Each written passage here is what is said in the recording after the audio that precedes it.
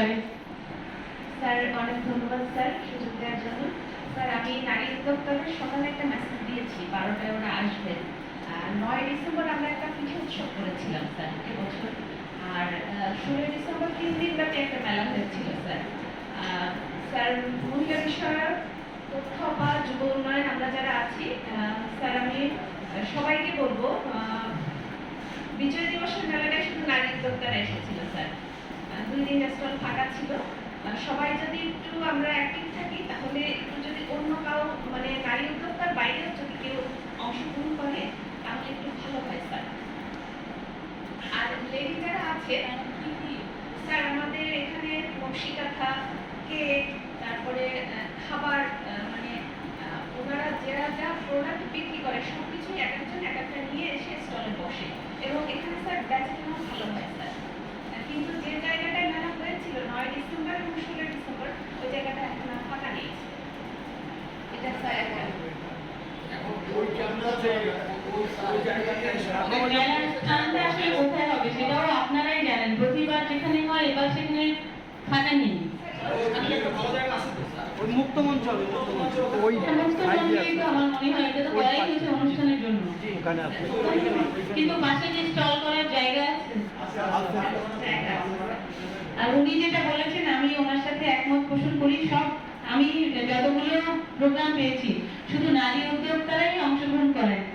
কিন্তু এখানে তো আরো অনেক লোকজ ঐতিহ্য থাকতে পারে বা অনেকে আছে বাঁশের জিনিসপত্র তৈজসপত্র বিক্রি করে, এরকম অনেকে আছে যাদেরকে আমরা নিয়ে আসতে পারি। তো ওনার অনুরোধ হচ্ছে শুধু উদ্যোক্তা বাদ দিয়ে বাইরের যারা তারাও যাতে আসতে পারে। আপনাদের এরকম পরামর্শ থাকলে বা তারা আসতে চাইলে তাদেরকে আমরা স্বাগত জানাই।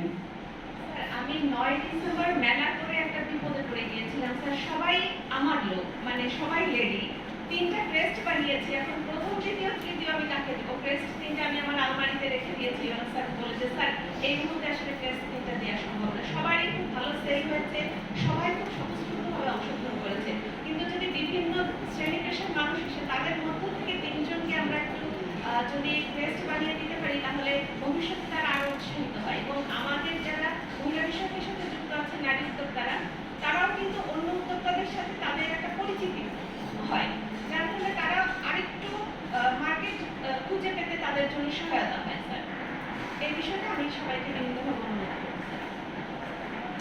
বিভিন্ন এনজিও থেকে কিন্তু এরকম আমি নারী উদ্যোক্তা আমরা 16 ডিসেম্বরে পেয়েছিলাম যে তারা ওই নতুন প্ল্যাটফর্ম পেয়েছে, তারা কিন্তু খুশি হয় যে এখানে আমাদের জিনিসগুলো প্রদর্শন করার সুযোগ থাকছে। ওনার কথার এখানে প্র্যাকটিসে এখানে একটা এনজিও কাজ করে আরজুনি কোদালিয়া থেকে আমাদের বিজয় দিবসের মেলা এবং পিঠা মেলা এসেছিল। 7-8 কেজি চালের চিতই পিঠা ওই একই দিনে বিক্রি হয়েছে স্যার। ওনারা চুলা নিয়ে আসছে, ভর্তা বানানোর সামগ্রী নিয়ে আসছে, ভর্তা পিঠা একসাথে তারা করেছে স্যার। এখানে আপনাদের পরিচিত যারা আছে আপনারাও নিয়ে আসতে পারেন। এটা তো বলেছে যে লোকজ আপনাদের এখানে লোকজ সাংস্কৃতিক আপনারাই বলতে পারবেন যে কি আছে। ওনার পাশাপাশি এই জন্য আপনাদেরও অনুরোধ করছি আপনাদেরও যদি স্টল দেওয়ার একটা সুযোগ